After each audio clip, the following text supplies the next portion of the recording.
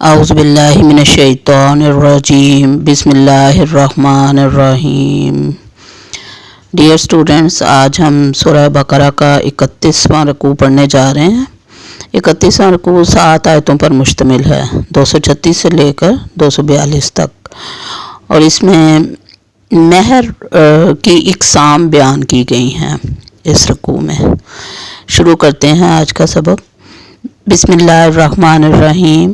لا جناح علیکم ان طلقتم النساء ما لم تمسوہن او تفرضوا لہن فریضہ۔ لا جناح علیکم، نہیں گناہ تم پر، ان اگر طلقتم النساء تم طلاق دے دو عورتوں کو، ما لم تمسوہن جب تک کہ تم نے انہیں نہ چھوا ہو، او یا تفرضوا لہن فریضہ کوئی حق مہر مقرر نہ کیا گیا ہو۔ فریضہ قرآن پاک میں حق مہر کے لیے استعمال ہوا ہے لفظ۔ وَمَتِّعُوهُنَّ اور انہیں فائدہ دے دو۔ عَلَى الْمُوسِعِ قَدَرُهُ جو وسعت والا ہے اس کی استطاعت کے مطابق، وَعَلَى الْمُقْتَرِ قَدَرُهُ اور جو تنگ دست ہے اس کی استطاعت کے مطابق۔ مَتَاعًا بِالْمَعْرُوفِ یہ فائدہ پہنچانا معروف طریقے سے ہے، دستور کے مطابق۔ حقاً علی المحسنین یہ حق ہے نیکی کرنے والوں پر، احسان کرنے والوں پر۔ تو اس آیت میں اللہ تعالیٰ نے فرمایا ہے کہ اگر تم ان عورتوں کو طلاق دے دو جن سے ابھی تمہارا نکاح ہوا ہے صرف، اور ابھی رخصتی نہیں ہوئی، آسان لفظوں میں یا دوسرے لفظوں میں کہہ لیں قرآن کے مطابق، تو نکاح کے بعد مرد عورت کی ملاقات نہیں ہوئی، مرد نے عورت کو نہیں ہاتھ لگایا، اور یہ کہ حق مہر بھی مقرر نہیں ہوا، ان دونوں صورتوں میں پھر حق مہر عورت کا کیا بنتا ہے؟ تو اس کی قرآن نے تصریح کر دی، متعوہن کہ انہیں فائدہ پہنچاؤ، متاع دے دو، یعنی مفسرین کہتے ہیں کہ اس سے مراد 3 کپڑوں کا جوڑا ہے، کہ اسے گھر سے خالی ہاتھ نہ نکالو بلکہ اس کو کچھ دے دلا کے اسے فارغ کرو اگر تم اسے طلاق دینا چاہتے ہو۔ اور پھر اللہ تعالیٰ نے فرما دیا کہ جو وسعت والا ہے، امیر شخص ہے، اس کی حیثیت کے مطابق وہ دے گا متاع، یعنی ساز و سامان یا کپڑے وغیرہ، کوئی بھی تحفہ۔ اور جو تنگ دست ہے وہ علی المقتری قدرہ جو تنگ دست ہے اس پر اس کی حیثیت کے مطابق ہے۔ متاعا بالمعروف حقا علی المحسنین اور یہ دستور کے مطابق دینا ہے، طریقے سے دینا ہے، یہ نہیں کہ اسے بوجھ سمجھ کے دینا ہے، خوش اخلاقی سے دینا ہے، یہ جو اس کو تحفہ دینا ہے۔ اور اللہ تعالیٰ نے فرمایا کہ یہ محسنین پر، نیکی کرنے والوں پر یا احسان کرنے والوں پر فرض ہے۔ آیت 237 بسم اللہ الرحمن الرحیم۔ وَإِن طَلَّقْتُمُوهُنَّ مِن قَبْلِ أَن تَمَسُّوهُنَّ وَقَدْ فَرَضْتُمْ لَهُنَّ فَرِيضَةً۔ وَإِن طَلَّقْتُمُوهُنَّ اگر تم انہیں طلاق دے دو، من قبلی اس سے پہلے، أَن تَمَسُّوهُنَّ کہ تم نے انہیں چھوا ہو، وَقَدْ فَرَضْتُمْ لَهُنَّ فَرِيضَةً اور تم نے ان کے لیے حق مہر مقرر کر دیا ہو، یعنی حق مہر مقرر کر چکے ہو لیکن اس سے ملاقات نہیں ہوئی اور مقاربت نہیں ہوئی، تو پھر فنصف ما فرضتم تو جو مقرر کیا ہے حق مہر اس کا آدھا عورت کو دے دو، الا ان یعفونا سوائے یہ کہ وہ معاف کر دیں، یعنی وہ عورتیں وہ آدھا بھی معاف کر دیں، او یعفو الذی بیدہ عقدۃ النکاح یا وہ شخص معاف کر دے جس کے ہاتھ میں نکاح کی گرہ ہے، یعنی شوہر جو ہے وہ پورا ہی دے دے اس کو حق مہر، آدھے کے بجائے پورا دے دے۔ وان تعفو اور اگر وہ معاف کر دے یعنی وہ شوہر پورا حق مہر دے دے، اقرب للتقویٰ تو یہ تقویٰ کے زیادہ قریب ہے۔ ولا تنسوا الفضل بینکم آپس میں مہربانی اور حسن سلوک کرنا نہ بھولو، یا دوسرے لفظوں میں یہ کہ مردوں کو جو اللہ نے عورتوں پر فضیلت دی ہے اس کے مطابق وہ اپنا کردار ادا کریں اور عورتوں کو پورا حق مہر دے دیں بجائے آدھا دینے کے۔ ان اللہ بما تعملون بصیر بے شک اللہ تعالیٰ جو کچھ تم کر رہے ہو وہ دیکھ رہا ہے۔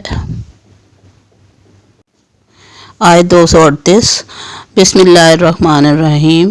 حافظوا علی الصلوات والصلاۃ الوسطیٰ وقوموا للہ قانتین۔ حافظوا حفاظت کرو، علی الصلوات اپنی نمازوں کی، صلاۃ ان کی جمع صلوات، اپنی نمازوں کی حفاظت کرو، اب ہم دیکھیں تو نمازوں کی حفاظت بہت ضروری ہے۔ نماز جو ہے وہ شیطان بار بار روکتا ہے انسان کو، کبھی دنیا کے کام روکتے ہیں، کبھی کہیں آنا جانا روکتا ہے، کبھی کوئی آ جاتا ہے اس سے رکاوٹ پیدا ہو جاتی ہے، تو انسان گھر کے کاموں میں بزی ہوتا ہے۔ تو حفاظت کرنے کا مطلب یہ ہے کہ دھیان نماز کی طرف لگا رہے، ایک نماز پڑھ لی ہے تو دوسری کی طرف دھیان رہے کہ اب کب دوسری کا ٹائم ہوتا ہے، کب اذان ہوتی ہے، اس فکر میں رہنا، وضو کر کے رکھنا، اور یہی بات بار بار اپنے ذہن میں دہرانا کہ ابھی اذان ہوگی تو میں نے نماز پڑھنی ہے۔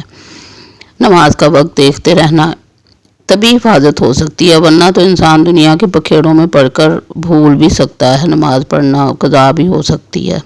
تو اللہ تعالیٰ نے حکم دیا ہے کہ حفاظت کرو نمازوں کی، کیونکہ حفاظت کرنے سے ہوگی پابندی۔ اگر ہم حفاظت نہیں کریں گے تو پابندی سے نماز نہیں پڑھ سکتے۔ پھر فرمایا والصلاۃ الوسطیٰ، اور درمیانی نماز کی خاص طور پر، وسطیٰ یعنی وسط والی، درمیانی۔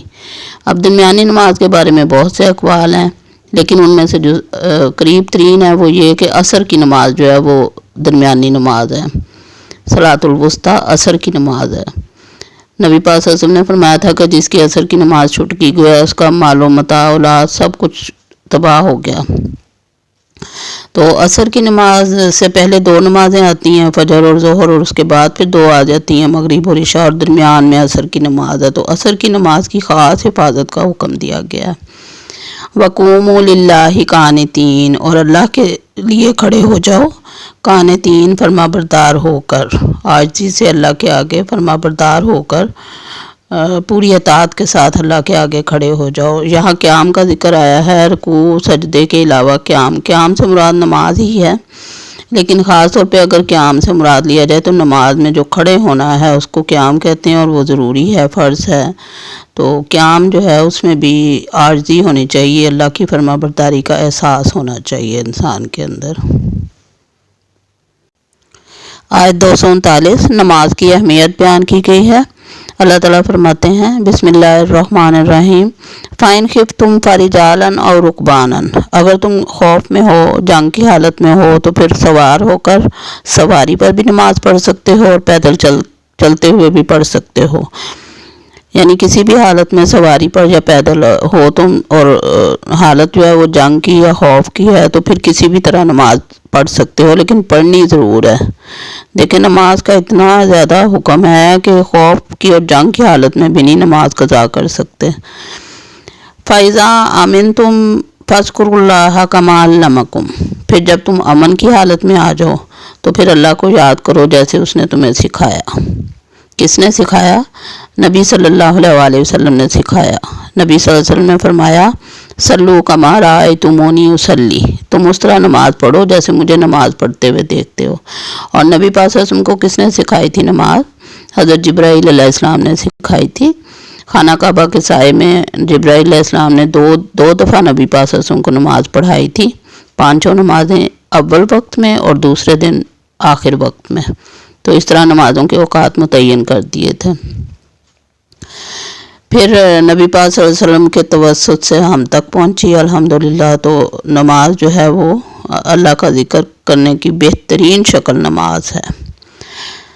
پھر فرمایا فَإِذَا آمَنْتُمْ فَاذْكُرُوا اللَّهَ كَمَا عَلَّمَكُمْ مَا لَمْ تَكُونُوا تَعْلَمُونَ، اور جب تم حالت امن میں آ جاؤ تو اللہ کو یاد کرو جیسا کہ اس نے تمہیں سکھایا جو تم پہلے نہیں جانتے تھے۔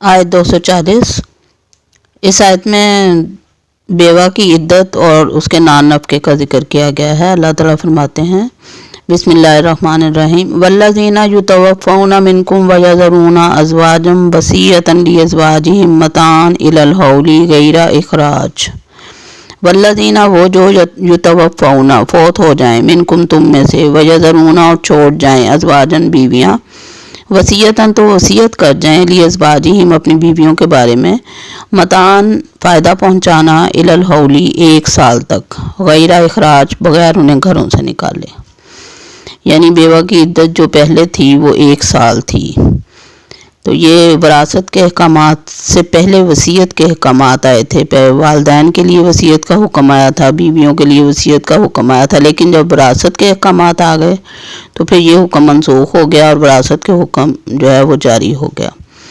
تو وراثت میں تو بیوی کے بعد شوہر اس کے جائیداد میں حقدار بنتا ہے، اور شوہر کی وفات کے بعد بیوی اس کی جائیداد میں حقدار بنتی ہے، حصہ ہوتا ہے بیوی کا۔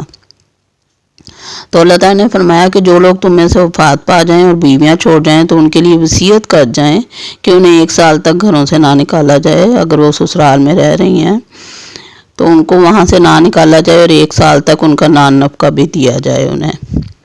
پھر فرمایا فَإِنْ خَرَجْنَا فَلَا جُنَاحَ عَلَيْكُمْ فِي مَا فَعَلْنَا فِي أَنفُسِهِنَّ مِن مَّعْرُوفٍ، پھر اگر وہ خود ہی نکل جائیں تو تم پر اس بات کا کوئی گناہ نہیں ہے جو وہ اپنے آپ کے بارے میں، اپنے نفس کے بارے میں دستور کے مطابق کریں۔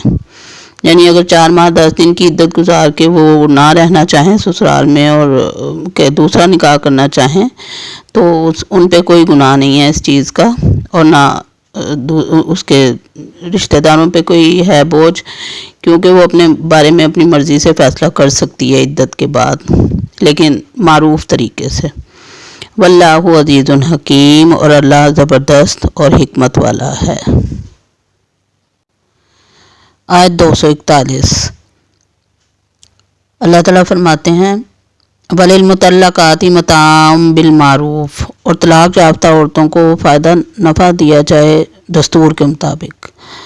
اب یہاں طلاق یافتہ عورتوں کی عدت اور اس کا نان نفقے کا ذکر آ رہا ہے۔ متاعن سے مراد ہے ان کا نان نفقہ، ان کی رہائش۔ تو اس بارے میں علماء کے مختلف ہے رائے، بلکہ پہلے تھی کچھ لیکن بعد میں چینج ہوئی، کہ پہلے کہتے تھے کہ پوری زندگی اگر کوئی عورت طلاق یافتہ ہے اور وہ پوری زندگی دوسرا نکاح نہیں کرتی تو پہلے شوہر کے ذمہ ہے کہ وہ اس کا ساری زندگی نان نفقہ اٹھائے۔ تو یہ پھر جب متحدہ ہندوستان میں یہ فیصلہ ہائی کورٹ نے دیا تو مسلمان جو تھے وہ ظاہر ہے اٹھ کھڑے ہوئے، انہوں نے کہا کہ یہ تو قرآن میں نہیں لکھا، قرآن نے تو عدت کے دوران صرف نان نفقے کا ذکر ہے کہ عدت 4 ماہ 10 دن، اتنا عرصہ عورت کو نان نفقہ دیا جائے گا، ساری زندگی نان نفقہ نہیں دیا جائے گا۔ پھر اس پر مقدمہ ہوا، پھر فیصلے ہوئے، اور پھر الٹیمیٹلی یہی فیصلہ ہوا کہ قرآن کا فیصلہ جو ہے وہ ہونا چاہیے، اور وہی پھر ہوا کہ 4 ماہ 10 دن کی عدت کے دوران صرف شوہر نان نفقہ دینے کا پابند ہے، ساری زندگی کا شوہر پہ نہیں ہے۔ حقاً علی المتقین، یہ متقین پر فرض ہے، پرہیزگاروں کے لیے یہ حکم ہے۔ آیت 242 کذالک یبین اللہ لکم آیاتہ لعلکم تعقلون، کذالک اسی طرح یبین واضح کرتا ہے اللہ لکم تمہارے لیے آیاتہ اپنی نشانیاں، لعلکم شاید کہ تم تعقلون عقل سے کام لو۔ اللہ تعالیٰ اس طرح اپنی جو آیتیں ہیں وہ بیان کرتا ہے لوگوں پر تاکہ لوگ عقل سے کام لیں اور ان احکامات کے مطابق اپنی زندگی گزاریں۔ صدق اللہ العظیم، وما علینا الا البلاغ۔ اللہ حافظ۔